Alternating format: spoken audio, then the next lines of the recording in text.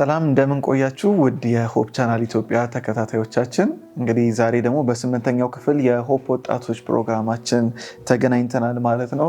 እንግዲህ ባለፉት ሳምንታቶች ውስጥ የመጨረሻዎቹ ትዕይንቶች በሚል ርዕስ የተለያዩ የክርስቶስን የመጨረሻ ጊዜያቶች ላይ የተከሰቱ ክስተቶችን እየተማርን የእግዚአብሔርን ፍቅር ለማየት እየሞከርን እንገኛለን። እስካሁንም አብራችሁን እንደነበራችሁ ተስፋ እናደርጋለን። ምናልባት ከዚህ በፊት የነበሩትን ትምህርቶች ያላገኛችሁ ሆፕ ቻናል ኢትዮጵያ አምሃሪክ የተሰኘው የዩቲዩብ ቻናላችን ላይ ሆፕ ወጣቶች ብላችሁ ሰርች ብታደርጉ ታገኛላችሁ። ዛሬም ደግሞ ተግሳጽ፣ ጸጸትና ንስሐ በሚል ርዕስ ባለፈው ማቴዎስ 26 ላይ የጀመርነውን ክፍል የምንቀጥል ይሆናል ማለት ነው። ባለፈው ሳምንት አብረውኝ ከነበሩ ወንድምና እህቶች ጋር ዛሬም ትምህርታችንን እንቀጥላለን። እህቴ ማርታ፣ እህቴ ኢየሩሳሌምና ወንድሜ ቢኒያም አብረውኝ ይገኛሉ ማለት ነው። እንኳን ደህና መጣችሁ በድጋሚ።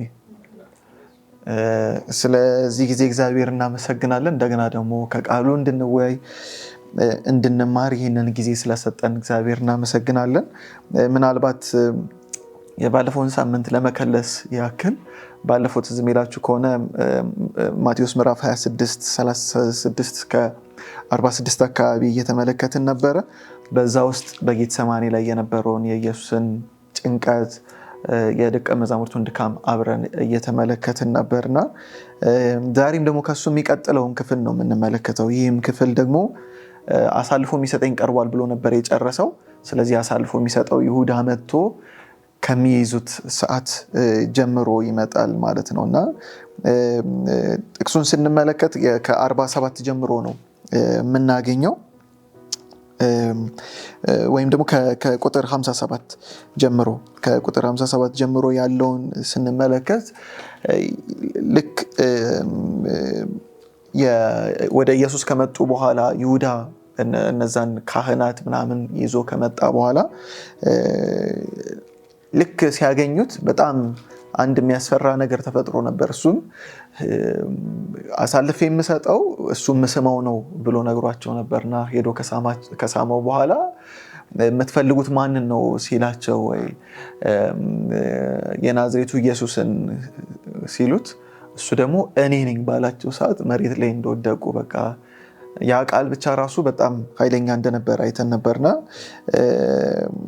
እነዚህ ሰዎች ልክ ኢየሱስን ከወሰዱ በኋላ ቀጥታ የገቡት ወዴት ነው? ወደ ሊቀ ካህናቱ ግቢ። ቀያፋ የሚባለው የካህናቱ ሁሉ ሊቅ የሆነው ማለት ነው፣ ሊቀ ካህናት አይደለ? እዛ ውስጥ ነበር የገቡትና በዛ ውስጥ በጣም ብዙ ነገር ሲያደርጉ ነበር፣ ምክንያት ሲፈልጉ፣ በተለይ ኢየሱስን ለመክሰስ በቃ እንደውም የሐሰት ምስክሮች በጣም ብዙ ሰብስበው በቃ ሊናገሩት ሲፈልጉ በቃ እንዲያርጓል ሲሉ ነበርና እስቲ ታሪኩን ትንሽ ለመመለስ እሁድ ዕለት ሆሳና ነበረ። ታሪኩን ስንመለከት ይሄ ሐሙስ ማታ ነው፣ ባለፈው ሳምንት እንዳልነው እሁድ ዕለት ከተማዋ እልል ብላ የተቀበለችውን ኢየሱስ በቃ ልታነግሰው የፈለገችውን ኢየሱስ በኋላ ግን እንዲተሰብስበው በቃ ሊገሉት ወይም ደግሞ በቃ እንትን ሊሉት የፈለጉበት ምክንያት ምንድን ነው? ይህን ያህል የገፋቸው ነገር ምን ይመስላችኋል?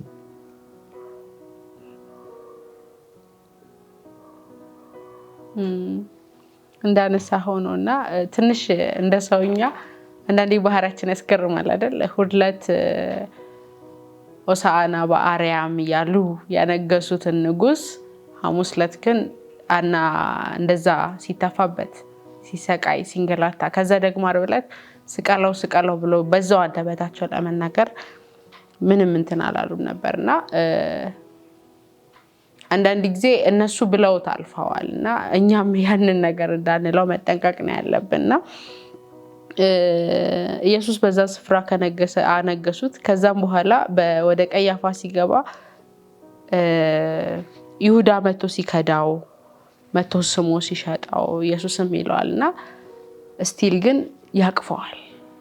ስቲል ይሁዳ ወንድሜ ይለዋልና እዛ ጋር የነበረው ኢየሱስ ሪስፖንድ በጣም እየገረመኝ ነበር። ይሁዳ መጥቶ ሲስመው ሊሸጣው እንደሆነ ያውቃል፣ ግን ስቲል ግን የሰው ልጅ ስመ በመሳም ትሸጣለህን ሲለው እንመለከታለንና እዛ ጋር የነበረው ሁኔታ በጣም ከባድ ሁኔታ ነበረ። ኢየሱስ ዝም ነው ያለው። ምንም መልስ አልነበረውም። በዛ ስፍራ ሲጠይቁት ብዙ ነገር ሲናገሩት ምንም መልስ አልነበረውም እና ነገር ግን በተለይ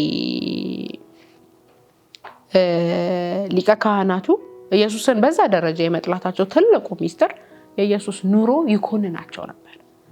ንጽህናው፣ መልካምነቱ፣ ለሰዎች የነበረው ፍቅር ከነሱ ባህሪ ከነሱ ካራክተር ፍጹም የተለየ ነበር።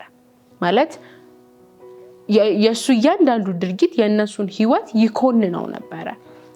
ሰንበት ትምህርታችንም ላይ አስተውላችሁት ከሆነ ከዳንኤል ህይወት ጋር ሲያመሳስለው እንመለከታለንና ዳንኤል ኖሮት ነው በቃ ህይወቱና ኢየሱስም ህይወቱን ኖሮት ነውና ያ ኑሮ የኢየሱስ ያ ኑሮ ህይወቱ እነሱን ይኮንናቸው ነበር። ምክንያቱም እነሱ ይኖሩበት የሆነ መንገድ አለ፣ የለመዱት ነገር አለ፣ የለመዱት ክርስትና አለ፣ ልክ የሚመስላቸው ክርስትና ማለት ነውና ኢየሱስ ግን መጥቶ ይኖረው የነበረው በምድር ላይ ይኖረው የነበረ ህይወት ግን እነሱን ይኮንናቸው ነበር። ምክንያቱም ልክ አልነበረም ህግን ብቻ በመጠበቅ ወይንም ደግሞ እነሱ ሁሉ ነገር እንደጨረሱ አይነት ነበርና የኢየሱስ ግን እያንዳንዱ ዝቅ ማለቱ ከኃጢያተኞች ጋር እየሆነ በእያንዳንዱ በህይወት ውስጥ የሚሄደው መንገድ እንዳለ የነሱን ህይወት ይኮንን ነበር። ለዛም ነበር አጥብቀው። ምክንያቱም ኢየሱስ ምንም ሊያገኙበት እንኳን አልቻሉም። የከሰሱትን ክስ እንኳን ሄዳችሁ ስታነቡት በጣም ያስገርማል። ያልተናገረበትን ነገር ነበር ሲከሱበት እንኳን የነበረውና ዚስማሽ ጥላቻቸው ትልቁ ፖይንቱ የነሱን ኃጢያት ወይንም ደግሞ የነሱን ልክ አለመሆን ኢየሱስ በህይወቱ አጎላባቸው ወይንም ደግሞ ወቀሳ ሆነባቸው። ለዛም ነበር አጥብቀው የዚህን ያህል ጥላቻ የነበራቸውና በሐሰት እንኳን ያልተናገረውን አለ ብለው እስከ መወንጀል ድረስ የደረሱበት ክፍተት የነሱን ኃጢያት የኢየሱስ ጽድቅ እያጎላባቸው መጣ። ያ ነበር በጣም ትልቅ ጥላቻ ፈጥሮባቸው የነበረው። በጣም ጥሩ። ያ ቢኒያለ ሐሳብ አለኝ ትንሽና እዚህ ምድር ላይ እስካለን ድረስ ሰው በጥፋቱ ብቻ አይኮነን። በክርስቶስ ታሪክ ውስጥ የምንመለከተው ይሄ ነው። ምክንያቱም ኢየሱስ በዚህ ቦታ የሚኮነነው ስለ ታማኝነቱ፣ ስለ እውነተኛነቱና ለእግዚአብሔር ስላለው ቆራጥነት ነው። መጽሐፍ ቅዱስን ስናነብ የምናስተውለው ነገር አንድ ነገር የክርስቶስ ንጽህና የክርስቶስ ቅድስና እነሱን ይረብሻቸው ነበረ። ምክንያቱም እሱ እንደነሱ ስላልሆነ እሱ እንደነሱ ስላልሆነ ይጠሉት ነበር። ምን ማለት ነው? እነሱ ያደጉበት መንገድ አይሄድም፣ እነሱ የሚያወሩት መንገድ አያወራ፣ እነሱ የሚጠቀሙትን አለባበስ እንኳን ይብን አይጠቀሙ። ኢየሱስ ከነሱ ፍጹም በሆነ ርቀት ምን ያለው የተለየ አምላክ ነበር፣ ሰው ነበር በምድር ላይ ደሞና ያ ንጽህናው ለነሱ ኩነኔ ነው፣ ለነሱ የማይቋቋሙት ነገር በህዝቡና ህዝቡ ፍጹም አድርጎ ሲከተላቸው ነበር። ፍጹም እንደ ምሳሌ ነበሩ፣ ከነሱ ውጭ የተባሉ ነበሩ። ነገር ግን በክርስቶስ ምሳሌያዊነትና በክርስቶስ አኗኗር ምክንያት የነሱ ህይወት ምን ያለበት ነው? ችላ የተባለበት ነበር። ሰው ሁሉ ወደ እግዚአብሔር መንግስት ምን ያለበት ነበር? ልቡ የሸፈተበት ጊዜ ነበር። ባይጸኑ በጊዜያት ውስጥ ግን በእያንዳንዱ ትምህርቶች ግን ልባቸው ምን ነበር? ወደ እግዚአብሔር ሸፍት ነበር። ያ ታማኝነቱ ኢየሱስ ምን አድርጎታል? አስኮንኖታል። እና ለምን እኔ ለእግዚአብሔር ለአንተ በቀን ነው አይባልም። በቃ ይቻላል እስካለን ድረስ ምን አለ? በታማኝነት ክስ አለ፣ በእውነተኝነት ላይ ክስ አለ። በክርስቶስ ህይወት ላይ የምንመለከተው ይሄ ነው እና ለዚህ ነው ኢቭን ስህተት እስከመፈለግ ድረስ የማይገኝ ስህተት እስከመፈለግ የደረሱት። ግን በዛ ውስጥም ግን እግዚአብሔር ፍቅር መሆኑን የምናስተውለው ኢየሱስ ፍቅር መሆኑን የምናውቀው ቤተ መቅደሱን ምን በሉት አፈርሱት መልሼ ምን እለዋለሁ? አዎ። ስለዚህ ምንድን እናንተ ምን ትሉኛላችሁ? እኔ ልትገሉኝ ትችላላችሁ። ያ ሞት ግን ለማን ነው የሚከፈለው? ለእነሱ። እኔ ግን ምን አደርገዋለሁ? አስነሳዋለሁ። ይሄ እናንተ በክፉ መንገድ ያንን ህይወት ለመግደል ብትፈልጉም ነገር ግን ቤዛን ያመጣል ነው የእግዚአብሔር ሐሳብ። አሁንም ምህረት ነው በእግዚአብሔር ህይወት ውስጥ የምናየው፣ በክርስቶስ ህይወት ውስጥ በቃ ለሌሎች ትውስታውም ህይወቱም ኑሮም ሌሎች ናቸው። ስለዚህ ብታፈርሱት ምንድነው? ለእናንተ ህይወት ነው፣ እንደገና ይሰራል ግን ያ ህይወት እና በማለት ኢየሱስ የእነሱን ክስ ጸጥ ሲያደርግ እናያለን። እና በጣም ደስ ያለኝ ነገር እኛ ለመናገር ፈጣን ነን። እውነተኛ ኢየሱስ ግን ምንድን ነበር ያለው? ዝም ነው ያለው። የአንደበተ ርቱዕ ሆኖ መለፍለፉ ዋጋ ቢስ የማይሆንበት ስፍራዎች አሉ። በክርስቶስ ሁሉን ማውራት ይችላል፣ ሁሉን መግለጽ ይችላል። ከክርስቶስ የተሰወረ የለም። ግን የክርስቶስ ዝምታ ምንድነው? ጸጥታ ነው። ያጸጥታው መልስ ነበር እና በጣም ያስገርም ነው። እስከ ዓመታት ሲመቱት እንኳን የክርስቶስ መልስ አጭር ናት። በቃ አጠር ያመጣና ያለች ናት እና እኛም አንደበታችን ሊገራ ይገባዋል። መናገር ስለቻልን ብቃቱ ስላለን ማሳመን ስለቻልን ብቻ ወሬ አይወራም እና የክርስቶስ ሕይወት ይህን ያስተምራል። ታማኝነት የክስ አንዱ መነሻ ሀሳብ ነው ብዬ አምናለሁ። እግዚአብሔር ይባርክ። እዚሁ ላይ ለመጨመር ከሚገርመው ነገር የተከሰሰባቸው ሰዎች ናቸው የሚገርመኝ። የተከሰሰበት ሰዎች ለቤተ ክርስቲያን የቆሙ አለን የሚሉ ቅድም እንዳላችሁት በቃ ጉድ የሚሉ በቃ ለቤቱ አለው የሚሉ ናቸው። ጭራሽ ሊቀ ካህኑ እና ትልቁ እዚህ ውስጥ የምንመለከተው በክብራቸው ስለመጣ ነው። በክብራቸው መጣ። ታሪኩን ስትመለከቱ ኢየሱስ የእነሱን ክብር አጋለጠው። ምንም ክብር እንዳልነበራቸው ስራቸው ተጋለጠ። ምን እንደሆነ ታውቃላችሁ? አንድ ቪዲዮ አይቼ ነበር በደንብ ይህንን ግልጽ የሚያደርግ።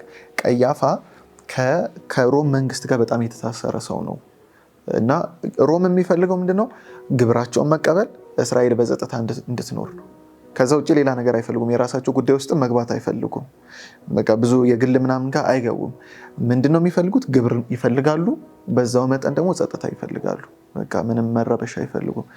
በዛ መሃል ቢዝነስ ነው ያደረጉት። በቃ ደንበኛ ቢዝነስ። ቀያፋ ምንድነው የሚያደርገው? ብር እንዲሰበሰብ በሰዎቹ ኃጢአት። ለዛኔ እኮ እነሱ የማይችሉትን ኃጢአት እኮ ምንድነው የማይችሉትን ህግ የሚያመጡት ለዛ ኃጢአት ብለው ንስሐ ለመግባት ብለው የሚያመጡትን የዋኖስ ወይም የበግ እንትን ለመግዛት ሲሉ እዛው ቤተ መቅደስ ውስጥ የተዘጋጃል። ስለዚህ ያስፈልጋቸዋል ይሏቸዋል። ሲመጡ የተዘጋጅቷል እዛው ቤተ መቅደስ። ስለዚህ የኃጢአትን አይነት ወይ ኪስን መጠን እያየ ትገዛለህ፣ እዛው መስዋዕት ታስተደርጋለህ፣ ኃጢአት ንስሐ ስርየት ይደረግልሃል። ውስጥ በውስጥ ከብረዋል በቃ ራሳቸው። ከዛ የዛኔ የመጣና ኢየሱስ ዮሐንስ 2 ላይ የምናውቀው የቤቴን የጸሎት ቤት የነበረውን ምን አረጋችሁት? የወንበዴዎች ዋሻ። የወንበዴዎች ዋሻ ማለት ተደብቀው ብር የሚመነዘርበት ቦታ ማለት ነው። ስለዚህ እነዚህ ሰዎች ዋሻ አድርገውት ቤተ መቅደሱን ገንዘብ መመንዘሪያ ቦታ አረጉት። ስለዚህ በክብራቸው መጣ። ከሁለት አንድ ነገር መምረጥ ነበረባቸው። ኢየሱስን ማክበር ወይ የራሳቸው። ኢየሱስን ሲያከብሩ ክብራቸውን ይጥላሉ፣ ወይም ኢየሱስን ገድለው የእነሱን ክብር ማስጠበቅ ነበርና በክብራቸው መጣ። ሊገሉት ፈለጉ እና በጣም ሲያሳድሙ ትመለከታላችሁ። በቃ ብዙ ምክንያት ተፈልጉ እና ምን ይላል ራሱ እርስ በርስ የሚጣረስ ነበረ። የሚያመጡት ምስክር ራሱ የሐሰት ምስክሮች እርስ በርስ ስለማይስማማ አልሆነላቸውም። መጨረሻ ላይ 2 ሰዎች መጡ። አሁን ቢኒ ያለንን እናንተ እንዲህ ሲል ሰምተነዋል፣ ቤተ መቅደሱን አፍርሱት እኔ ገነባዋለሁ በቃ ብሏል በ3 ቀን እና ይሄ እንትን ነው አሉት። ከዛ በኋላ ግን ምን አለ? ልክ አንተ ይህን ሁሉ ምስክር ሲናገሩብህ ዝም ትላለህ ወይ ብሎ ከዛ አንድ ጥያቄ ጠይቁት። ሜቢ ማርቲን ብትነግሪን ስለ እግዚአብሔር ልጅነቱ አንተ ክርስቶስ የእውነት የእግዚአብሔር ልጅ ነህ ወይ ብሎ በእግዚአብሔር ምሎ ጠየቀው። ከዛ ያው አንተው አልክ። ከዛ በኋላ ምንድነው የሚለው? ቁጥር 64 ላይ ኢየሱስም አንተ አልክ፣ ነገር ግን እላችኋለሁ ከእንግዲህ ወዲህ የሰው ልጅ በኃይል ቀኝ ሲቀመጥ በሰማይም ደመና ሲመጣ ታያላችሁ አለውና በዛ ጊዜ በቃ ለእግዚአብሔር የቆመው የመሰለው ሰውዬ በጣም የእውነት እንደሆነ ያውቃሉ እኮ ታውቃላችሁ። ራሱ የእግዚአብሔር ልጅ እንደሆነ ያውቃሉ። ምክንያቱም ከነሱ መካከል ኒቆዲሞስም ሄዶ ሰው እግዚአብሔር ከሱ ጋር ከሆነ ሰው በስተቀር ይህን የምታደርገውን ማንም ሊያደርግ አይችልም ብሎ የተናገረው ያው ኒቆዲሞስ የነሱ አባል ነው። ስለዚህ ያውቃል። እያወቀ ግን ልብሱን ቀደደ። በቃ ለእግዚአብሔር የቀና እንዲባልና የዛን ሰዓት ነበረ ኢየሱስ የመለሰውና አንድ እስቲ የክርስቶስን እዚህ ጋር በእግዚአብሔር ልጅነቱ ላይ እንደማይደራደርና እንደገና ደግሞ ሲመቱት ሲተፉበት ዝም ማለቱ እስቲ ትንቢት ተናገር ሲል ዝም ማለቱ ምንድን ነው የሚያስተምረን? ምን ይመስልሻል እዚህ ታሪክ ላይ? እሺ ከዚህ በፊት ግን ቀድሞ የተነሳው ሀሳብ ላይ ትንሽ ሀሳብ ውስጥ ነው ወደዚህ መለሳለሁና ቅድም ልክ ወደ ቀያፋ ሊወስዱ ሲመጡ የናዝሬቱ ኢየሱስን ፈልገን ነበር ብለው ነበር የሄዱትና ልክ ሲሄዱ እኔ ነኝ ብሎ ልክ ሲወጣ ዮሐንስ ወንጌል ላይ ይመስለኛል ይሄ ሀሳብ ያለውና እንትኖች ወደቁ ይላል ሊቱት የመጡ ሰዎች እና ይሄ እኔ ነኝ የሚለው ሀሳብ እግዚአብሔር አብ የሚጠቀመው የመለኮታዊነቱን ለማሳየት የሚጠቀመው ቃል እንደሆነ ሰንበት ትምህርታችን ያስቀምጣልና እስካሁን ስለ ኢየሱስ እናወራ ቆይተናል። ግን ምን ለማለት ፈልጌ ነው እያለፈበት ስላለው ስቃይ እየደረሰበት ስላለው ነገር ስናወራ ቆይተናል። ግን በዛ መሀልም ሆኖ ግን ስለሚድኑ ሰዎች ነበር የሚያስበው እና ሰንበት ትምህርታችን ምንድን ነው የሚለው እኔ ነኝ ብሎ ራሱን መግለጡ በዛ ቦታ እድል እየሰጣቸው ነበረ ሀሳባቸውን እንዲመረምሩ በእርግጥ እያደረጉ የሚገኙት ነገር ትክክል ነው ወይ የሚለውን እንዲመረምሩ እድል እየሰጣቸው እንደነበረ ከዚህ ላይ ማየት እንችላለን እና ከዛ በተጨማሪ ቀደም ብሎም ደግሞ በመሳም እንዴት ነው ወዳጅህን የምትሸጠው የሚለው ተብሎም ሲናገር እንመለከታለን እና ስቃይ ብለን እኛ ከውጭ ከምናየው ነገር በተጨማሪ ደግሞ ከውስጥ የእግዚአብሔርን ምሕረት የእግዚአብሔርን ፍቅር ምናልባት እኛ ሩቅ ነው የምንልበት ጥግ ድረስ ራሱ የሚደርስ ፍቅር የሚደርስ ምሕረት እንዳለው እግዚአብሔር ሲጀመርም በዛ ሁሉ ውስጥ ማለፉ ሰውን ማትረፍ ስለሆነ በስቃይ ውስጥ የሚታየውም የሚተርፉ ሰዎች ነበሩና የፍቅሩን ልክና የምህረቱን ልክ ከምንረዳው በላይ እንደሆነ ከዚህ ተምሬያለሁና አሁን የተነሳው ሀሳብ ላይ በጣም ብዙ ስፍራዎች ላይ ስንመለከት በጣም ብዙ ጥያቄዎች ሲጠየቅ ነበር፣ ግን መልስ ሲሰጥ አናየው። ሲፈልግ ብቻ ነው የሚያወራው እንጂ እነሱ የሚያሳዩት ነገር እሱ እንዲያወራ አያስገድደውም ነበር። ምንም ነገር ቢያወሩ ምንም ነገር ቢናገሩ እንዲያወራ የሚያስገድደው ነገር ሲሆን አንመለከትም። ነገር ግን የእግዚአብሔር ልጅ ነህ ወይ ተብሎ ሲጠየቅ ብቻ ነበር ሀሳብ ሲሰጥ የምንመለከተውና እኔ ከዚህ እንደተማርኩትና እንደተረዳሁት አሁንም የምረዳው መልስ ሲሰጥ መልስ መስጠት ስላለበት ብቻ ሳይሆን በእርግጥ የሚያስፈልጋቸውን ነበር ሲነግራቸው የነበረው። በዛ ቦታ ምንም ቢነግራቸው ላይጠቅማቸው ይችል ነበር። ነገር ግን የሚጠቅማቸው የእግዚአብሔር ልጅነቱን ቢነግራቸው ይጠቀማሉ። እና ደግሞ የእግዚአብሔር ልጅነቱ ከተናገረ በኋላ ቀጥሎ ምንድን ነው የሚለው? በሰማይ በደመና ሲመጣ ታዩታላችሁ ብሎ ሲነግራቸው እንመለከታለን። እና ሊገሉት አስበው ለነበሩት ሰዎችም የሚያሳየውን የፍቅር ልክ እንመለከታለን። እና ለራሳችን እስከዚህ ምን እንወስዳለን ወደሚለው ሀሳብ ስመጣ መናገር እንዳለብን መስሎ ስለተሰማን ብቻ መናገር እንደሌለብን የእግዚአብሔር ቃል በተለያዩ ቦታዎች ላይ ነው የሚናገረው እና ንግግራችሁ በጸጋ የተቀመመ ይሁን ይላል እና ንግግራችንን እንድንፈትሽ ከዛ በተጨማሪ ደግሞ እንደዚሁም የሚናገረው ነገር አለ። በንግግር በጣም ብዙ ነገር እንደሚበላሽ ቦታንና ጊዜን ካልተመረጠ ንግግራችን ችግር እንደሚፈጥር ማስተዋል እንዳለብን እና ትልቁ ምሳሌያችን ደግሞ ኢየሱስ ስለሆነ ንግግራችንን መመዘን እንዳለብን ከዚህ ተምሬያለሁ። በጣም ልክ ነው። እግዚአብሔር ይባርክሽ።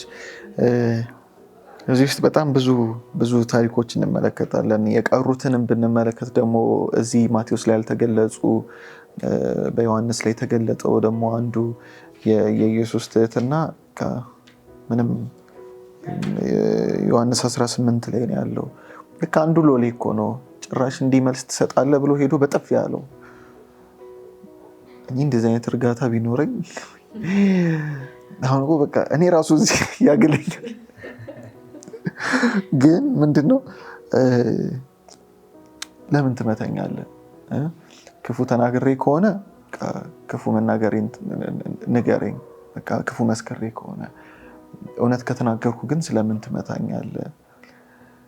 አላቅም። ይሄ ሰውዬ ኢየሱስን በክብሩ ሲያየው ምን ሊያስብ እንደሚችል ምናልባት ከዛ በኋላ ድኖም ሊሆን ይችላል፣ አናቅም። አምነው ሊሆን ይችላል። ግን በቃ የእሱን ትህትና ዘላለሙን እያሰበው የሚኖር ይመስለኛል። ምክንያቱም ትንሽ መለስ ስላርጋችሁና ታሪኩን ትዝ የሚላችሁ ከሆነ ልክ ሊይዙት ሲመጡ ወንበዴ እንደምትይዙ ጭፍራ ምናምን ይዛችሁ መጣችሁብኝ አይደለ? እንዳለ በቃ ገባብዳ እንደኔ አይነት ወፈርፈር ያሉ ሰዎችን ሰብስቦ ይዞ ሄደ ይሁዳ። የሚገለጥ መስሏቸው እኮ ነው በቃ እንዳለ ትርምስምስ የሚያደርጋቸው የሚገላቸው፣ ግን ለነሱ ህይወት እንደሆነ እንደመጣ አልተረዱም፣ አልገባቸውም ነበርና እኔ ህይወት እንዲበዛላቸው እንዲትረፈረፍላቸው መጣው የሚለው ይሄ ነው። ባለፈው ሳምንትም እንዳነሳ ነው ሄዶ ጆሮን ሲቆርጠው ሄዶ እየፈወሰው ምክንያት ራሱ አጡ። ባቹ እንዲህ ብለው ሊከሱ የኛን ጆሮ ቆርጧል ወይ አንዱን ሰው ጆሮ ቆርጧል ሊሉ ይችላል ነበር። እዛው ተፈወሰ። የፈወሰን ሰው ግን ልትገለው ይዘው ስትሄድ አስበዋል? ልብ ሲደነድን ክፉ ነው። ልብ በኃጢአት ሲደነድን ክፉ ነው። ምክንያቱም እዚህም ጋር የምንመለከተው እስከ ጥግ እየተፉበት እየመቱት ትንቢት ተናገር አሉት። ትንቢት እኮ ነው የተናገረው። ይዛኔ እኮ ትገሉኛላችሁ እኔ እነሳለሁ እኮ ነበር ትንቢቱ። ግን አሁን ትንቢት ተናገርልን ይሉታል በጥፊ እየመቱት። እና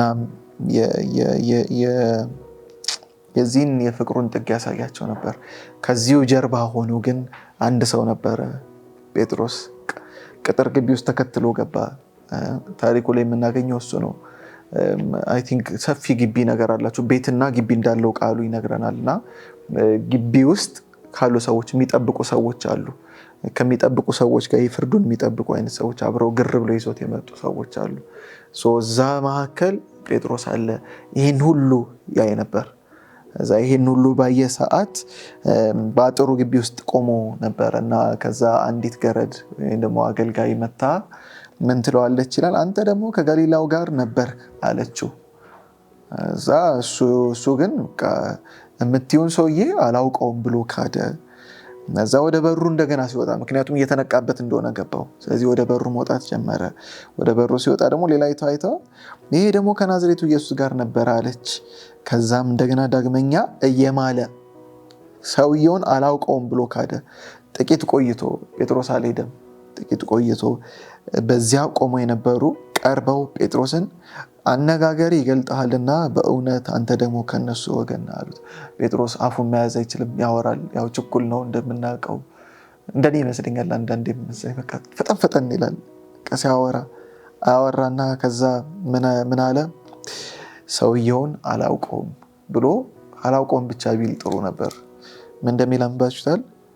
ሊረግም እና ሊምር ጀመረ። ልክ ሲጀምር ግን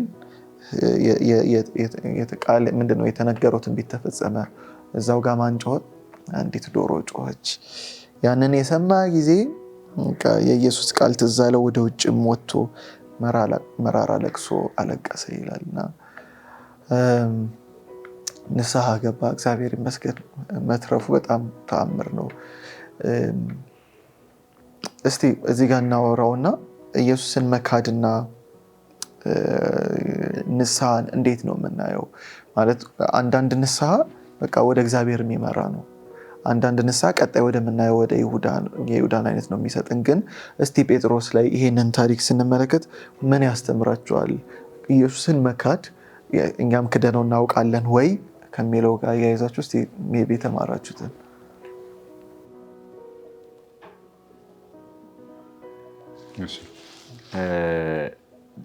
በጣም ደስ የሚያሰኘው ነገር ላይ ጌታ በይቅርታ የሚያምን አምላክ መሆኑ። ኢማጂን አሁን በይቅርታ ማያምን አምላክ ቢሆን ለምሳሌ ጠላትን የሚከተሉ አሉ አይደል? ጠላትን የሚከተሉ ጠላትን እስከተከተሉ ጊዜ ይቆያሉ። ከዛ በኋላ ምን ያደርጋሉ? ያላችሁ በጠላት ስር ያፈሩትም እነሱም ያደርጋሉ፣ ይጠፋሉ። ይቅርታ የለም፣ የሚደመደም ታሪክ ነው የሚኖራቸው። በክርስቶስ በኩል ግን ያለው ነገር ምንድነው? እግዚአብሔር በይቅርታ ያምናል። እና አንድ ነገር ደግሞ ወደዚህ ሀሳብ ወደ ጴጥሮስ ከመምጣቴ በፊት በጣም ደስ ያለኝ ነገር ክርስቶስ ኢየሱስ ያሳየው ገጸ ባህሪ እጅግ ልዩ ነው። ይኸውላችሁ ሊገሉት ሲመጡ ወንበዴ ሆኖ ሲመጡ እሱ ግን ምንድነው? የሰላም አምላክ ነው፣ የምህረት አምላክ ነው። ጴጥሮስ እሳት ቢለኩስም ኢየሱስ ያጠፋዋል። ምን በማድረግ? ጆሮውን በመፈወስ አይደል? መጀመሪያ እኔ ነኝ ብሎ ሲነግራቸው በዛ በኩል ሲወድቁ እግዚአብሔር የመለኮታዊነቱን ነጸብራቅ ለነሱ በማሳየት ልባቸው ምን እንዲል በእሱ ላይ እንዳይጨክንና የኃጢአትን ጉልበት በእነሱ ላይ እንዳይሰለጥን ሲመልሳቸው እናያለን። በመፈወስም ምን አደረጋቸው? ልባቸው እንዲመልስ እንደገና ሌላ ኦፖርቹኒቲ ሲሰጥ እናያለን። እና ይህ የሚያሳየው እግዚአብሔር በቃ በኃጢአተኛው ላይ ኃጢአተኛው እንዲመለስ እንጂ እንዳይጠፋ የእግዚአብሔር ሐሳብ እግዚአብሔር በዚህ ላይ ቆራጥ የሆነ ሐሳብ አለ። ምንም ኃጢአተኛ ቢሆን እንዲመለስ ነው የእግዚአብሔር ሐሳብ። ምክንያቱም ጸጋው ከምናየው ኃጢአት ምንድነው በላይ ኃጢአት በሚከማችበት ስፍራ ጸጋው ደግሞ በዛው ልክ ይበዛል። ምክንያቱም ለምንድነው እግዚአብሔር ህዝቡን የመመለስ ሐሳብ ነው ያለው። በጴጥሮስ ህይወት የምናየው ጴጥሮስ እንዳልከው ቅድም እንደገለጽከው ችኩል ነው። ልክ ጆሮውን ሲቆርጠው ጌታ ጀግና ብርቱ አንበሳ የሚለው መስሎት ነበር። ግን ጴጥሮስ በዚህ ምክንያት ሁለት ጊዜ ሲገሰጽ እናየዋለን አይደል? መጀመሪያ ኢየሱስ እንደሚሞት ሲነግራቸው ለመጀመሪያ ጊዜ ማቴዎስ 16 ላይ ይሄማ በአንተ ላይ ምን አይበል አይድረስ አለ። በቃ መልካም የሆነ መስሎታል። እግዚአብሔር ግን በእሱ የተናገረውን ጴጥሮስን ሳይሆን በእሱ ጀርባ የተናገረውን ጠላት ገሰጸ። ሁለተኛ ነገር ደግሞ አሁንም ወደ ጌታውን ሊይዙ ሲመጡ ይሁዳ ሲስመው ጌታውን ሊይዙ ሲመጡ ጴጥሮስ መፍጠኑ ጌታውን ያዳነውና ጌታ ደግሞ ይሄ ለክፉ ቀን ጥሩ ወታደር ነው ቦዲጋርድ የሚለው መስሎት ነበር። ነገር ግን እግዚአብሔር በግሳጼ ነው ያለፈው እና ሲናገር 12 ጭፍሮችን ባዝ ይችላሉ አለ። ምንድነው የተረዳሁት? እነሱ 12 ናቸው ደቀ መዛሙርቱ እና ጴጥሮስ ሌሎቹም ይደግፉኛል ብሎ ያሰበ ይመስለኛል። በቃ 12ታችን እንችላለን በቃ የሆነ ለመቃወም ግን አትችሉም እናንተ በቃ ከፈለኩኝ እኮ 12 የእናንተን 1000 እጥፍ የሆኑ 12 ጭፍሮችን ማስላክ እችላለሁ እያለው ነበር። እንደዛ በማለት ኢየሱስ ይነግረዋል እና በጣም ልዩ ነበርና ጴጥሮስ በሁለቱም አጋጣሚ ከእግዚአብሔር አሰራር ጋር እጅግ የተቃረነ ነበር። እዚህ ጋርም የእግዚአብሔርን ሐሳብ የተቃረነ ነበር። በምዕራፍ 16ም የእግዚአብሔርን ሐሳብ የተቃረነ ነበር። ደስ የሚለው ማን እጅ ላይ ነው ያለው? አሁንም ክርስቶስ እጅ ላይ ነው ያለው።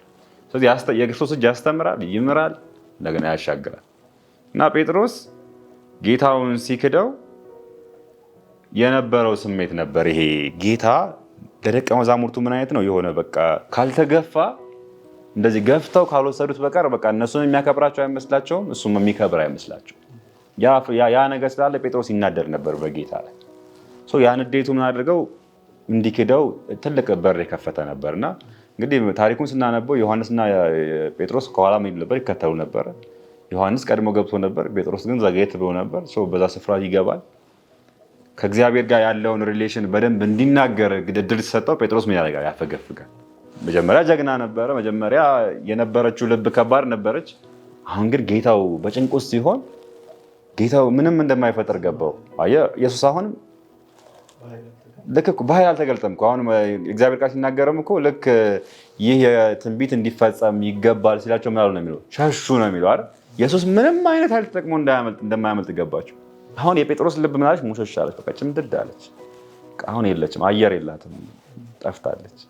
እና ጴጥሮስ በዛ ፈተና ውስጥ ወደቀ እና ሲጠየቅ ኧረ በፍጹም ኧረ አላውቀውም፣ ንግግር ይገልጻል። ኧረ በፍጹም ጌታ ሰዎች ለእናንተ ሲመሰክሩ እግዚአብሔርን በቃ አላውቀውም ማለት ነው። እና በዛ ህይወት ውስጥ ተፈተነ ጴጥሮስ። ያም ሆነ የሆነ አሁንም በማን እጅ ነው ያለው? በክርስቶስ እጅ ነው ያለው። ያ እጅ አሁንም ይመራል ማለት ነው። እና ጴጥሮስ ወደ ልብ ሆነው ሲመለስ ፈተናዎች ሁሉ ሲጥሉት እንዳልነውም ዶሮዋ ስትጮህ ልቡ ምን አደረገ? ተመለሰ አይደል? አሁን በቃ በጣም እንድናየው የምፈልገው ነገር የእግዚአብሔርን ማለት የክርስቶስን ኤክስፕሬሽን ነው ማየት የምፈልገው። እና ጴጥሮስ ያን ክዷል፣ እንደማያውቀው መስክሯል። ኢየሱስ ግን ልክ እንደሚያውቀው ሊያሳየው ምን ብሏል? ወደ እሱ ዙሯል። ጴጥሮስ በጭንቀቱና በኃጢአት ልብ ውስጥ ወደ ክርስቶስ ሲዞር ኢየሱስ ደግሞ ጌታው ማለት ልጁ እንደተሰበረ ባሪያው እንደተሰበረ ስለገባ ወደ ማን ፊቱ መለሰ? ወደ ጴጥሮስ። ኢየሱስ እኮ ትልቅ ፈተና ውስጥ እኮ ነው ያለው አይደል? እዛ እኮ አይኑን እኮ የጨፈኑ የተፉበት እኮ ነው አይደል? ንቀት ላይ ነው፣ ንቀትን እየጠገበ ነው ያለው። ግን የራሱ ነገር ኮንሰርን አያደርገውም። ከቀደም ሰው የነበረው ይሄ ነው። በቃ ኢየሱስ የመጨረሻ አልቲሜት ጎሉ ያለው የመጨረሻ ሐሳቡ ለሰዎች ነው። በጴጥሮስ በዛ ጆሮን ሲቆርጠም የኢየሱስ ሐሳብ ሰው ነው። በጸሎት ሲፈትነውም ሰው ነው ሐሳቡ፣ ሌሎች ናቸው ሐሳቡ። አሁንም ጴጥሮስ እንደዚህ መከራው ሲወድቅ ኢየሱስ ከሚደርስበት ፊዚካሊ አታክና እንዲሁም ደግሞ መንፈሳዊ ብቸኝነት የሚያሳስበው የባሪያው መሰበር ነበር። ስለዚህ ወደ ባሪያው ፊቱን መለሰ። ጴጥሮስም ወደ ሲመለከት በኢየሱስ ላይ ትልቅ የሆነ የሐዘን ስብራት፣ የፊት መጎሳቆል፣ አካላዊ ጉዳት፣ መንፈሳዊ ስብራት ይመለከታል እና የጴጥሮስ የተናገረበት አንደበት በቀላል የካደው ጌታ እንደሚያውቀው ግን በነዛ ሁሉ ሲመሰክርለት የጴጥሮስ ልብ ምን ከበደው? የክርስቶስን የፍቅር ጉልበት መሸከም ይከብደዋል። አያችሁ፣ በክርስቶስ ላይ ያየው ፍቅር ነው ምን ያደረገው ወደ ይቅርታ የጠራው ወደ ይቅርታ ጠራው። ስለዚህ ጴጥሮስ በጌታ ፊት ማለት ወደቀ። ስለዚህ አሁንም ደስ የሚለው ነገር በኢየሱስ ላይ ስለሆነ ምን አገኘ? ምህረትን አገኘ። ስለዚህ ጴጥሮስ ያ ምህረት ያ ይቅርታ ምን አደረገው? አሻገረው፣ አስመለጠው። እኛም አሁን ሁላችንም በቲቪ የምትመለከቱን በእግዚአብሔር እጅ ላይ ያለን፣ በጸጋው እጅ ላይ ያለን። ስናጠፋ ምን የሚደግፍ አንድ ነገር እናስተውላለን። ጴጥሮስ ላይ ጴጥሮስ ያደረገው ነገር ፍጹም በክህደት ነው አይደል? በቃ ይምልም ይራገምም ነበር። በማን ስም? በእግዚአብሔር ስም። ፍጹም የሆነ ክህደት፣ ፍጹም የሆነ ኃጢአት። እግዚአብሔር ይህንን ፍጹም የሆነ ኃጢአት ለሰራው ጴጥሮስ የእግዚአብሔር ያሳየው ጸጋ ያ ከሆነ የእኛም ኃጢአት የፈለገውን ቢሆን እግዚአብሔር ምን ያሳያል ማለት ነው? አሁን ጸጋን ያሳያል፣ ድጋፍን ያሳያል። መሰበራችን አይቶ ምን ያደርጋል? ይመጣል፣ ያበረታ፣ ይደግፍና ምን ያደርጋል? በይቅርታ ያሻግረናል። ስለዚህ እኛ በይቅርታ የምንሻገር ነው እንጂ የኛ ኳሊቲ የለም፣ የኛ ብቃት የለም፣ የኛ አቅም የለም። ግን እግዚአብሔር በይቅርታ ስለሚያምን ስለሚያሻግር ነው። ስለዚህ በይቅርታው ላይ ሞር ሳይሆን ሁልጊዜም ዲፔንድ መሆን አለብን የሚለውን እናነሳለን። መዝሙሩ ምን ይላል? ሁልጊዜ ችኩል ነው ሳዩት ደፋር መሳይ፣ ዶሮ ሳይጮህ በፊት ግን 3 ጊዜ ክዶታል። በሰው አይን ቢሆን ይህ ሰው ከሃዲ ነው፣ የጸጋው ጉልበት ግን ዳግም ሰው አደረገው እና ሌላ መተማመኛ የለም። በቃ ጴጥሮስ የተመለሰበት ብቸኛ ምክንያት በቃ ኢየሱስ አይጥለኝም፣ በቃ መቼም ቢሆን አይጥለኝም፣ በየትኛውም ነገር ውስጥ ብሆን በቃ ዛሬም እጁ ሰፊ ነው፣ በቃ የምሕረት አይኑ ዛሬም ስለሚያየኝ በቃ በሱ ፊት ወድቃለሁ አለ።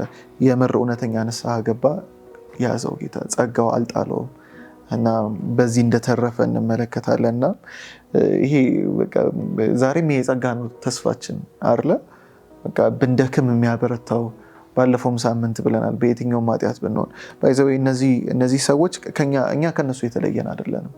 እኛም ለክብራችን ስንል ኢየሱስን ስንት ይሸጠነዋል፣ በሰዎች ፊት ክደነዋል፣ እንደማያውቁ ሆነናል። ኢየሱስ እንደማያውቅ ፍቅሩ እንዳልቀመሰ ምናልባት ያልቀመስንም ልንሆን እንችላለን፣ ግን እንደዚሁ ሆነናል። ግን ዛሬ የሚይዘው የሚያጸነው ይሄ ምህረቱ ነውና እስቲ ከዚሁ ጋር እናነጻጽረውና የይሁዳን ደግሞ ስንመለከት ይሁዳ በአጭር ታሪኩን ለመመልከት ኢየሱስን የሸጠበትን ብር ይዞ ሄዶ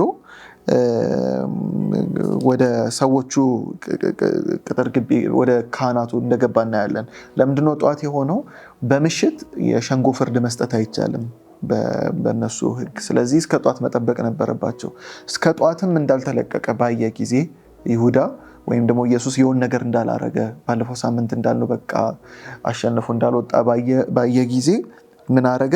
በቃ ለጲላጦስ እንደሰጡት ሲያይ ምን አለ? ይሁዳ እንደተፈረደበት አይቶ ተጸጸተ። ጸጸቱ ጀምሯል እኮ መጸጸት አስፈላጊ ነው። ግን ህይወቱን ስንመለከት 30ውን ብር ለካህናት አለቆችና ለሽማግሌዎች መልሶ ንጹህ ደም አሳልፌ በመስጠቴ በድያለሁ። ከዛ እነሱ የሰጡት መልስ እኛ ምን አገባን፣ በቃ የራሱ ጉዳይ ነው ያሉት። ከዛ በኋላ ብሩን እነሱ ጋር ጣለ፣ ሄዶ ታንቆ ሞተ፣ ራሱን አንቆ ገደለ። ከዛ በኋላ እነሱም ደግሞ ምን አረጉ? ይሄ የደም ዋጋ ነውና ወደ መባ እንጨምሮ ቤት ቅድስና ወደ መባ ይጨመር፣ ግን እንግዶች ሲመጡ የሚሞቱበት መቃብር እንግዛበት ተብሎ መቃብር ተገዛበት። ከዛ በኋላ በነቢዩ ኤርሚያስ የተባለው ተፈጸመ ይላል። ከእስራኤል ልጆችም አንዳንዶቹ የተገመተውን ዋጋ 30 ብር ያዙ፣ ጌታም እንዳዘዘ ስለ ሸክላ ሰሪ መሬት ሰጡት የሚል ቃል ተፈጸመ ይላልና ያ መሬት አኬልዳማ ተባለ፣ የደም መሬት ይላልና በዚህ ውስጥ በጣም ብዙ ነገር እንመለከታለንና ምንድነው አሁን የይሁዳን ህይወት ከጴጥሮስ የለየው? ምክንያቱም በጣም ብዙ ሰዎች አሉ ነበሩን በዚህ መንገድ ውስጥ ያለፉ በጸጸት ህይወታቸውን የቀጠፉ የራሳቸውን ህይወት ያጠፉ ሰዎች አሉ እና አናውቀውም እንጂ በጣም ብዙ ሰው ይህንን ሀሳብ እያሰላሰለ ይኖራል። ራስን የማጥፋት ሀሳብ ውስጥ የሚገባ ብዙ ሰው አለና ከጸጸት አንጻር ነው የሚጀምረው አብዛኛው። እና ምን ያስተምረናል? ምናልባት ጄሪና አንዳችሁ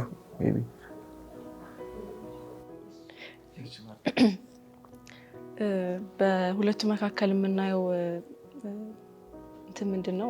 ዲፍረንስ ምንድነው? ጴጥሮስ ታምኖት ነበር ፍቅሩን።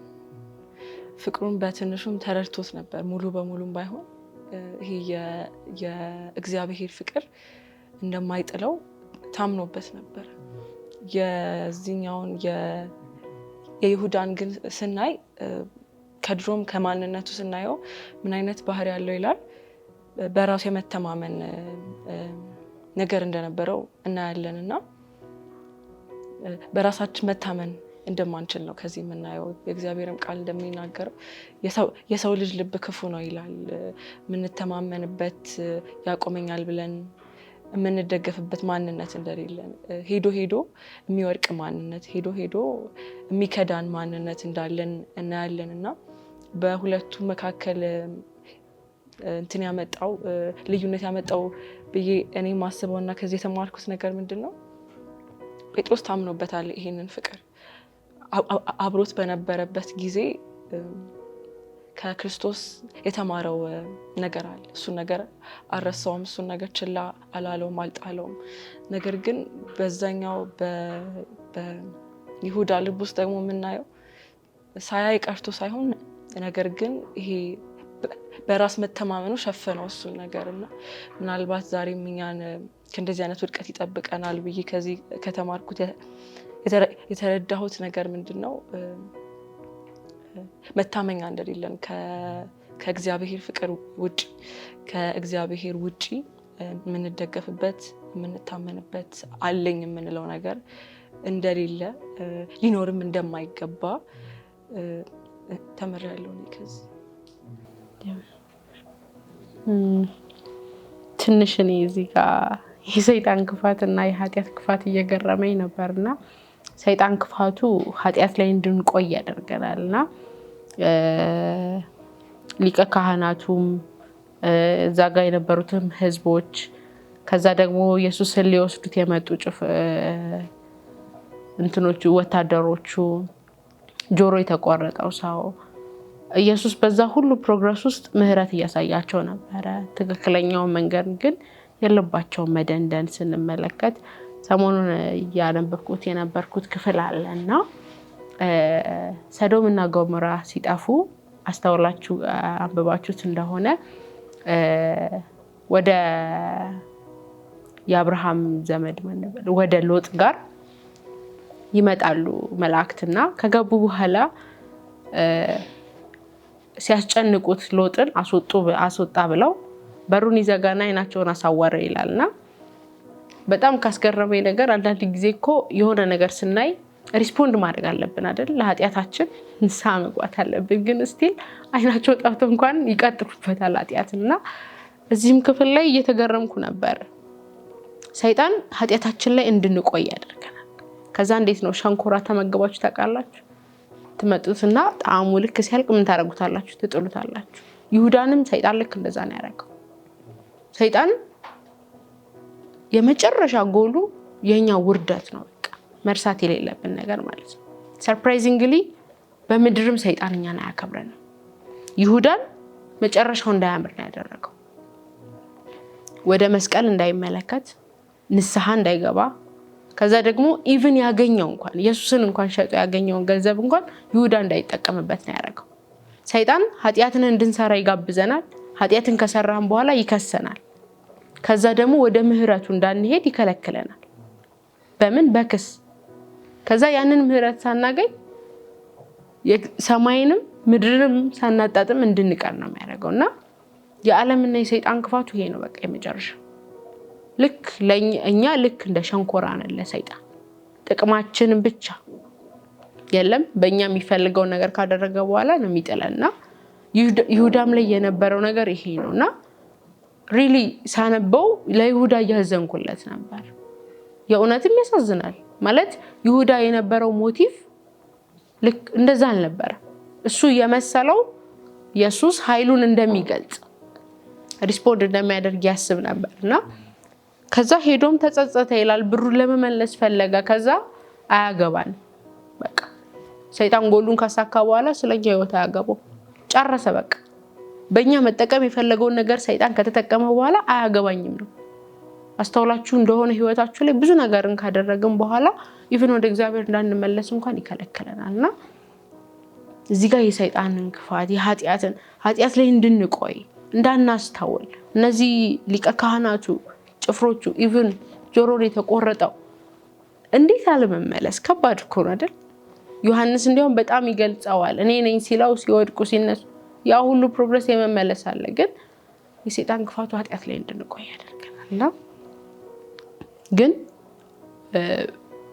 ጴጥሮስ ጋር ስንመጣ ጴጥሮስ ከመዝሙረኛው ዳዊት ጋር ተመሳሰለብኝና ዳዊት በጣም ከሚያስደስተኝ ነገር ለማንም እጅ አሳልፈህ አትስጠኝ አንተ እንደፈለክ አድርገኝ ይላልና ምክንያቱም ዳዊት እግዚአብሔርን ልብ ያውቃል። ለዛ ነው አይደል እንደ ልቤ የተባለው። ባይዘዌ ዳዊት እኮ በጣም በብዙ ኃጢአት የወደቀ ነው። እንዲያውም ብሉይ ኪዳን ላይ አሮን ነው ሪላቲቭሊ እንደ አነጻጸር ቢባል በብዙ ኃጢአት በብዙ በደል ያለፈ ነውና ግን ሂኖስ የእግዚአብሔርን ምህረት የእግዚአብሔርን ፍቅር የእግዚአብሔርን ጥግ ለሰው ልጅ ያለውን ነገር ያውቃል። ዛሬም እኛ የፈለገው ኃጢአት ውስጥ እንግባ እንውደቅ ማንም ሳይሆን እግዚአብሔር ራሱ ይቅጣ። አንዳንድ ጊዜ እዚህ ጋር ጴጥሮስ ከከዳው በኋላና ልክ ጩኸቱን ሲሰማ ቀጥታ ይዞረ ወደ ማን ነው? ወደ ኢየሱስ ነው። ዛሬም እኛ ወደ መስቀሉ እንዙር። በቃ ኃጢአት ሰራን ወደቅን በሰይጣን ወጥመድ ውስጥ ወደቅን። ግን ልክ ጴጥሮስ ወደ ኢየሱስ እንደዞረ እኛም ዛሬ ወደ ማን? ወደ መስቀሉ በቃ ወደ ደሙ ማለት ሊያነጻን ሊያድነን ዛሬም ኃይል እንዳለው ማስተዋል ነውና አለበዚያ ግን ልክ እንደ ይሁዳ እንደተጸጸተ ትክክለኛውን ነገር ሳናደርግ ውስጣችን ለኃጢአት ስለሰራነው ኃጢአት እኮ ይሁዳ ተጸጽቷል። ልክ እንዳልነበር ንጹህ ደምን እንደ አኬልዳም የተባለው እኮ የደም መሬት ነው አይደል? እነሱ እንኳን ያንን ገንዘብ ወደ ምን አንመልስም ማለት ወደ መባ አንመልስ የደም ዋጋ ያቁታላ የሰሩትን ስራ ያቁታል። ስለዚህ እሱ እንድናደርግ ነው። ሌላ በጣም እዚህ ክፍል ላይ እንድናስተውል የምፈልገው ነገር መጽሐፍ ቅዱስን በትክክል ማወቅ ማለት መጽሐፍ ቅዱስ ላይ የተነገሩ ትንቢቶች ሁሉ ይፈጸማሉ መርሳት የሌለብን ነገርና እነ ጴጥሮስም አላስተዋለም። ጴጥሮስ ባይዘው ብዙ ጊዜ ተነግሮታል።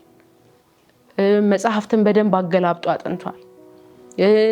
ልክ እነ ሊቀ ካህናቱም ከነሱ በላይ መቼ መጽሐፍ ቅዱስን ትንቢትን ያጸና የለምና ያ ትንቢት በትክክል ቢሄዱ እውነትም እየተገለጠ ነበርና አንዳንድ ጊዜ ስለ ኢየሱስ ማወቅና ኢየሱስን ራሱን ማወቅ ይለያያልና የምናነበውን መጽሐፍ በእውነት እናስተውለዋለን ወይ? አንዳንዴ አንድ ከደቀ መዛሙርቱ አንዱ አሳልፎ ይሰጣል ተባለ እንጂ ይሁዳ ይሰጣል አልተባለ። ስለዚህ ትንቢት በእኛ ላይ እንዳይፈጸም መጠንቀቅ አለብን። የምናነበውን በትክክል አንባቢው ያስተውል አይደል የሚለው ራዕይ መጽሐፍ። ስለዚህ የምናነበውን ነገር የእውነትም በትክክል እያስተዋል ነው ማንበብ እንዳለብን ማስተዋል እንዳለብን። ምክንያቱም ይሄን ሁሉ ማስተዋል ቢችሉ ምናልባት ጴጥሮስ ላይ ክድ ይችላል። ምክንያቱም ጴጥሮስ ከትንሽ ደቂቃ በፊት እኮ ኢየሱስ ብሎታል ዶሮ ሳይጮህ 3 ጊዜ ትከተኛለህ አለማስተዋል። ስለዚህ ከኢየሱስ ጋር በመናደርገው ሪሌሽን የምናደርገውን ነገር ሁሉ በማስተዋል ምክንያቱም ይሄ ስሜታዊነት ሳይሆን በትክክል ማስተዋል። ምክንያቱም ስሜታዊነት ልክ እንደ ዛጋ እንደነበሩ ህዝብ ነው የምንሆነው። እሁድ ሆሳዕና ከዛ ለክደት እንውደን። ክርስትና ስሜታዊነት አይደለም። ኢየሱስን በትክክል ልናስተውል ይገባል። ሐሳቡን ልናቅ ልንረዳ የምንችለው ደግሞ በቃል ውስጥ። ስለዚህ የምናነበውን የምንኖረውን ህይወት በማስተዋል በእግዚአብሔር እርዳታ በመንፈስ ቅዱስ የእውነት ቃሉ ምን እያለን ነው። በተለይ እስቲል እኛም አሁን ላይ በተለይ በቤተክርስቲያን ብዙ ጊዜ ስንጸልይ አስተውላችሁ እንደሆነ አላቅምና ጌታ ሆይ ምህረትን አምጣልን እንደዚህ መጠበቅ እኮ የለብንም። በቃ ቃሉ እየነገረን ነው አይደል? በቃ ጊዜው እያለቀ ነው። ስለዚህ ከዚህም በኋላ በሚመጣው ነገር ውስጥ እኛ ጸንተን መቆም የምንችልበት ብዙዎችን ማዳን የምንችልበትን ኃይል ነው እንጂ መጠየቅ ያለብን ጌታ ሆይ ከዚህ በኋላ ሰላምን አምጣ ማለት የለብን። ለምን ከቃሉ ውጭ እንሆናለን? ስለዚህ አንዳንድ ጊዜ የምናነበውን የምናውቀውን ይሄንን ቃል ማስተዋል ስላላስተዋሉት ነው። የትንቢቱን በደንብ ተነግሯቸዋል፣ አንብበውታል፣ ከ7 ዓመታቸው ጀምሮ ሸምድደውታል፣ ግን አላስተዋሉት። ስላላስተዋሉት ነው ይሄንን አዳኛቸውን ያጡት። ስለዚህ እኛም ነገ ቅድም እንዳልኩት ነውና እንዳንስተው ነው አይደል ፖይንቱ የተጻፈልን። ስለዚህ እኛም ነገ መዳናችን ወይንም ደግሞ የክርስቶስን ትክክለኛውን የምጽአቱን ጊዜ እንዳንስት የምሕረት ጊዜያችን አልፎ በሩ እንዳይዘጋብን ጊዜውን እንድናስተውል መጽሐፍ ቅዱሳችንን በማስተዋል ማጥናት፣ በመንፈስ ቅዱስ መመራት፣ እግዚአብሔር በእውነት ሐሳቡ ምንድነው የሚለውን በዚህ ውስጥ መረዳት እንዳለብንና የትኛውም ኃጢአት የትኛውም በደል ፊታችንን ወዲያው ማዞር ያለበት ወደ መስቀሉ ጋር ፈውስ አለ። በእውነት ጴጥሮስ ልክ ኢየሱስን ሲያየው ተጸጸተ፣ ሄደ፣ አለቀሰ፣ ትክክለኛው መፍትሄ ወሰደ። ምናልባት ይሄን እድል ይሁዳ አግኝቶት ቢሆን ኖሮ ምናልባት ይሁዳ ይሄንን የምህረት አይኖች ቢያየው ኖሮ ምናልባት ራሱን ላይ ያጠፋ ይችል ነበር። ምናልባት አጨራረሱ እንደዚህ ላይሆን ይችል ነበር። ስለዚህ አጨራረሳችን ሊያምር የሚችለው መንገዳችን ስላልጎረበጥ አይደለም፣ ግን መጨረሻውን መስቀሉ ጋር ስናደርግ ፊታችንን ወደ መስቀሉ ስናዞር ያጸጋ ያ ምህረት በእኛ ላይ ስለሚሰራ ፍጻሜያችን ልክ እንደ ጴጥሮስ ያማረ ይሆናል ማለት ነው። እግዚአብሔር ይርዳል። እግዚአብሔር ይባርክሽ። ዮሐንስ 10 ላይ ስለ እረኝነቱ ሲናገር ከዚህ የሚላችሁ ከሆነ ሌባው እኔ እውነተኛ እረኛ በበሩ ይገባል አለ። ሌባው ግን ምን ሊያደርግ ይመጣል? ሊሰርቅ፣ ሊያርድና ሊያጠፋ ይመጣል። እና የሰይጣን ሀሳብ ሁሌ አንድ ነው። የሚያታልልባቸው መንገዶች ምናምን ይኖራሉ እንጂ አላማው ማጥፋት ነው። በቃ ጥግጋ ይወስዳል፣ የሚያሳይ መስሎ አፍርጦ ይጨርሳል። በቃ እና ልክ እንደ አይ ቲንክ ጳውሎስ ነው ይመስለኛል የትኛው ክፍል ላይ እንደሆነ የጠላትን ሀሳብ ምን አናረገው አንስተውም ራሱ ይላል። በቃ እንዳንስተው ምንድነው የተነገረን? በቃ ሊያርደህ ነው የሚመጣው። የትኛውም ኃጢአት አላማው በቃ ሰይጣን ፑሽ ሲያደርገን ሲገፋንም ሆነ ሊያጠፋን ነው እና ወደ እውነተኛው እረኛ መዞር ይሁንልን። አሁን አንድም የተረዳሁት ነገር ይሁዳ ያንን በተረዳ ጊዜ እዛው ምህረትን ቢጠይቅ በቃ ያ ነው። ግን ኃጢአቱን ወደ ሰራበት ቦታ ድጋሚ ተመልሶ ሄደ። አይ ቲንክ እዛም መሄዱ ወደዚህ እንደገፋው፣ ምክንያቱም ዝም ብሎ ይሄድ አይመስለኝም። አሁን ብሩን ሲመልስ በቃ ፍቱት እያለ ነው እኮ። በቃ ብሩን ሲሰጣቸው በቃ ፍቱት ትቸዋለሁ፣ ስለዚህ ፍቱት ነበር ሀሳቡ። ግን አያገባንም አንዴ ላርቆ በቃ አባሰው። ስለዚህ አሁን ጥጉን አደረሰው። ጥጉ ምንድነው? ራስን ማጥፋት ነው። እና አንዳንድ ኃጢአቶችን ለመመለስ ኃጢአቱ ወደ ጀመረበት ቦታ መሄድ አይጠበቅም። የትኛውም የኃጢአት መንገድ ርቀት ሄደ ሊሆን ይችላል። አሁን ጄሪ እንዳለችን በቃ ወደ መስቀሉ መዞር ነው።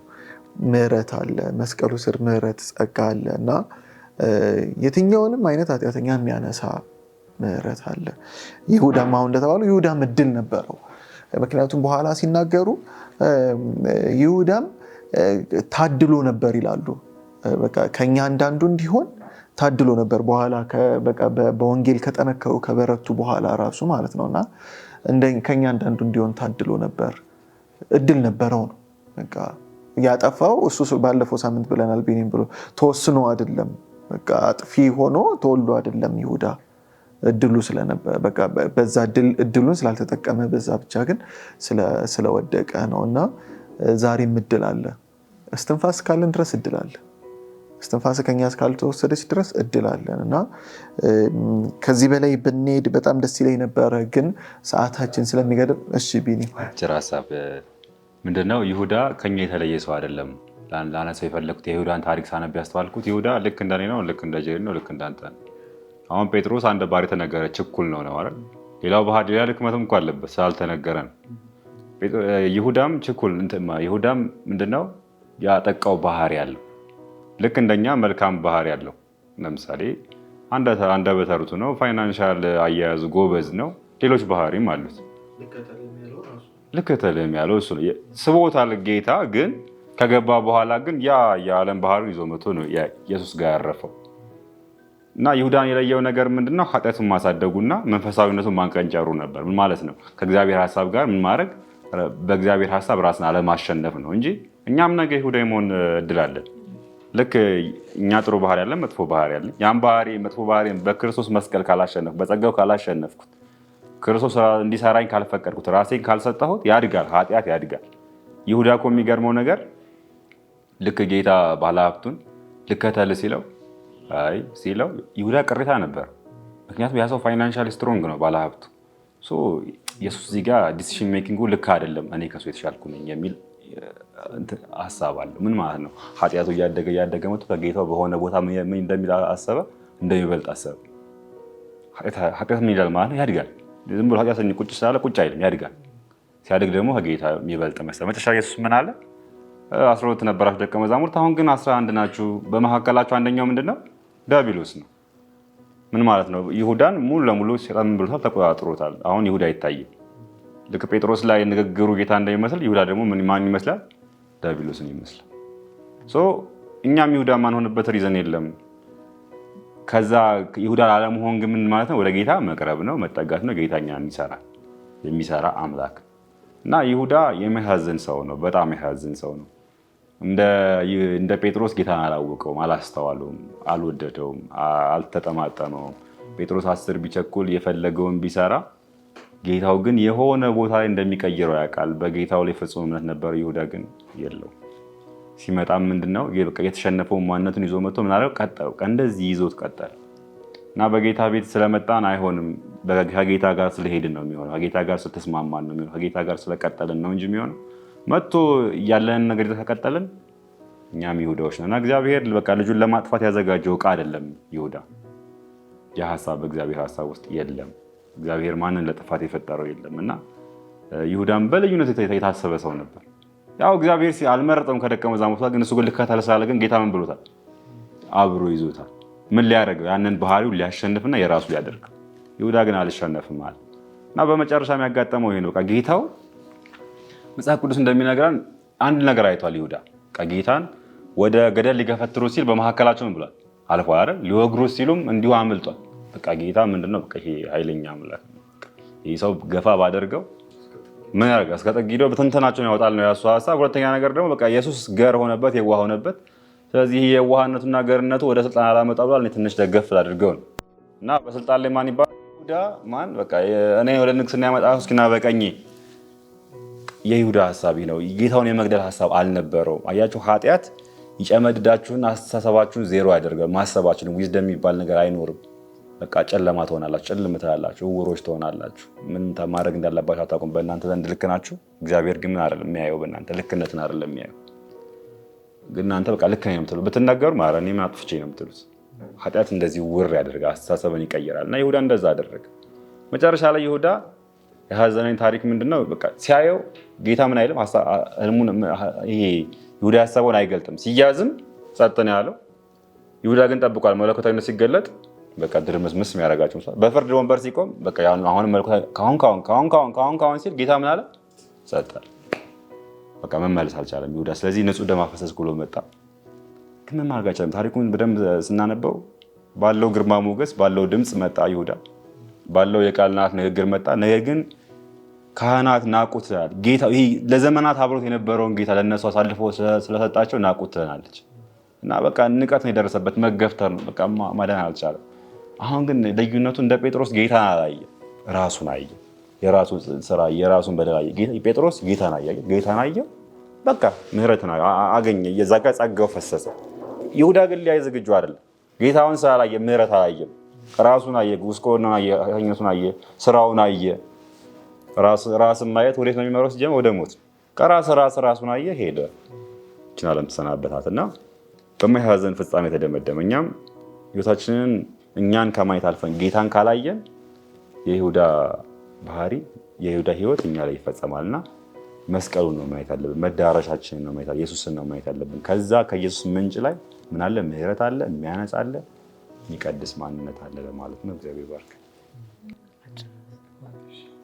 በሰዎች ላይ አጭር ሀሳብ ለመስጠት ፈልጌ ነው እና ቅድም ጄሪ ስታነሳ ቃሉን ስለማስተዋል ስታወራ ነበር እና አብዛኞቹ የሰሩ ስህተት እኛም ዛሬ የምንሰራው ስህተት ስላለና እሱን ሀሳብ ለማንሳት ፈልጌ ነው እና ስህተቱ ምንድን ነው የሚለው የእግዚአብሔርን ቃሉ እንደሚለው ሳይሆን እንደሚፈልጉት ነበር ሲተረጉም ነበር።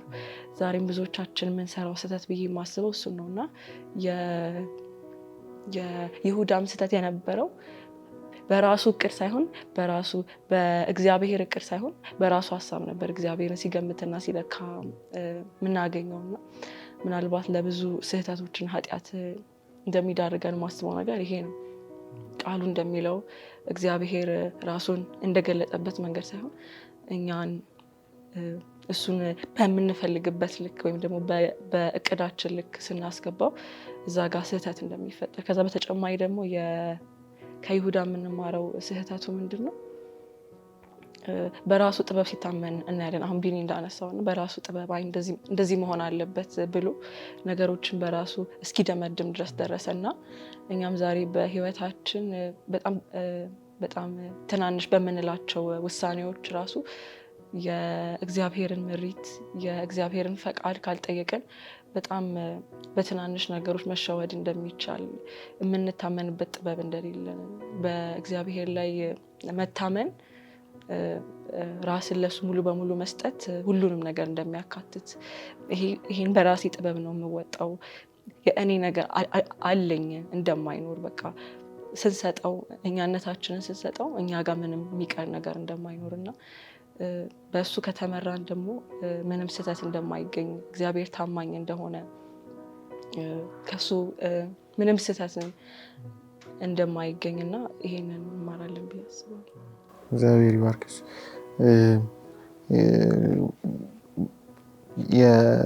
በራሳችን ሀሳብ መመራት በጣም ምሳሌ 3 ላይ የሚታወቅ ጥቅስ አይደለ?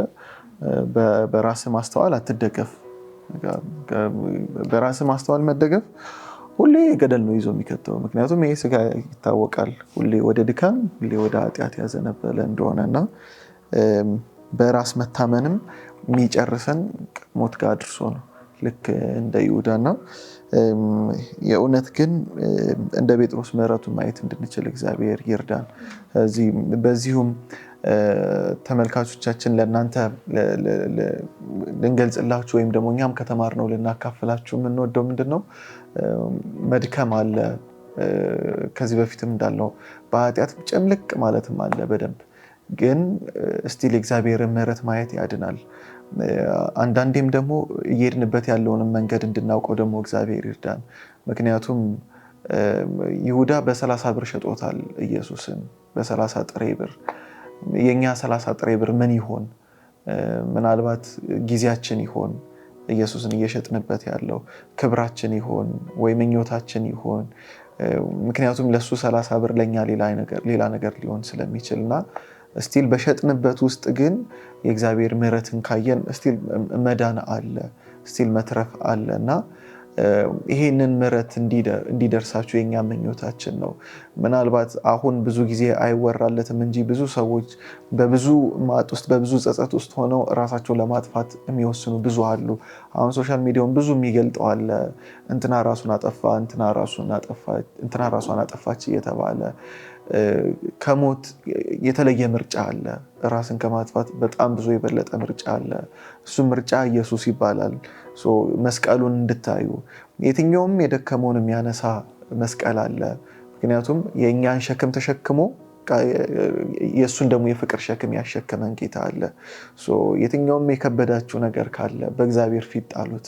እሱ ራሱ ነው የተናገረው እናንተ ሸክማችሁ የከበደ ሁሉ ወደ እኔ ኑ እኔም አሳርፋችኋለሁ ይላል። ስለዚህ ከዛው ሲቀጥል ያው ጥቅስ ደግሞ የኔን ቀንበር ልስጣችሁ የኔን ሸክም ልስጣችሁ ይላል። ምክንያቱም ቀንበሬ ልዝብ ሸክሜ ቀሊል ነው ይላልና ይህም ደግሞ ሸክሙ ትንሽ ነገር ነው እሱም የእሱ ፍቅር ነው። በቃ ሁሌ የሚያኖረን የኖርነውን እያስረሳ እሱ የኖረውን የሚያሳየን ፍቅር ነውና ይህንን ፍቅር ማስተዋል እንድንችል እግዚአብሔር ይርዳን። እንግዲህ ይህንን ቃል እናንተም እንድትመረምሩት እድል እንሰጣችኋለን። ምናልባት ይህን ቪዲዮ ያያችሁት ለአጋጣሚ ላይሆን ይችላል። መጽሐፍ ቅዱሳችሁን ከፍታችሁ እንድታጠኑት ከዚህ በላይ ደግሞ እግዚአብሔር ለእናንተ ደግሞ ይበልጥ የሚገልጠው ነገር እንደሚኖር እናምናለን።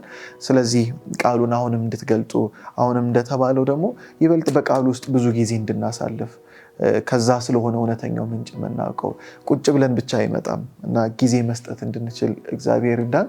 ይህንንም ለእናንተ እንመኛለን። ይህንን ቆይታችንን ግን በጸሎት የምንጨርስ ይሆናል። ቴማርታ ጸሎት ብታረግልን። እሺ እንጸልይ። ታላቅ ሆንክ አፍቃሪ ሆንክ እግዚአብሔር አምላካችን ሆይ ስለዚህ ሰዓትና ስለዚህ ጊዜ እጅግ አድርገን እናመሰግናለን። እግዚአብሔር አምላክ ሆይ ፍቅር ተረት ተረት ስላልሆነ በእውነት እግዚአብሔር ሆይ እኛን ስላቆመን ስለዚህ ሕያው ፍቅር እጅግ አድርገን እናመሰግናለን። እግዚአብሔር አምላክ ሆይ እስከ መጨረሻ ደግሞ ይህንን ፍቅር እንድናስተውለው በእውነት ጌታ ሆይ ከወሬ እንዲያልፍ በህይወታችን ጌታ ሆይ እንድንገዛልህ ጸጋህ እንድታበዛልን ጠይቀሃለን። እግዚአብሔር አምላክ ሆይ ይህንን ቃል ሰምተን እንዳንጠፋ በእውነት እግዚአብሔር አምላክ እስካሁን ጸጋህ እንደበዛልን ከዚህ በኋላም ጸጋህ እንዲበዛልን እንጠይቀሃለን። እግዚአብሔር አምላክ ሆይ በእውነት ይህንን ቃል ስለሰሙ ሰዎችም እግዚአብሔር አምላክ እንጸልያለን። የሰሙትን ቃል እግዚአብሔር አምላክ በእውነት በልባቸው እንድታስቀምጠው በእውነት እግዚአብሔር አምላክ አጋጣሚ እንዳልሆነ ፍቅርህ አጋጣሚ እንዳልሆነ እንዲያስተውሉ እንድትረዳቸው እንጠይቀሃለን። ስለ ሁሉ ነገር እናመሰግንሃለን። ሕያውና ቅዱስ በሆነው በልጅ በኢየሱስ ክርስቶስ ስም ብለህ ስማን፣ አሜን። እግዚአብሔር ይባርክሽ። ስለነበረን ጊዜ እግዚአብሔር ስም የተመሰገነ ይሁን። አብራችሁኝም የቆያችሁትም እግዚአብሔር ይባርካችሁ። እኛም ደግሞ ከዚህ ከተናገርነው ደግሞ መኖር እንድንችል እግዚአብሔር ይርዳን። የተጣልኩ እንዳልሆን እንደሚል ቃሉ የተጣል እንዳንሆን እግዚአብሔር ይርዳን። እናንተም ተመልካቾቻችን ከኛ ጋር ስለነበራችሁ እግዚአብሔር ይባርካችሁ። ከቀሪ የሆፕ ቻናል ኢትዮጵያ ፕሮግራሞቻችን ጋር አብራችሁን ቆዩ። እግዚአብሔር ይባርካችሁ።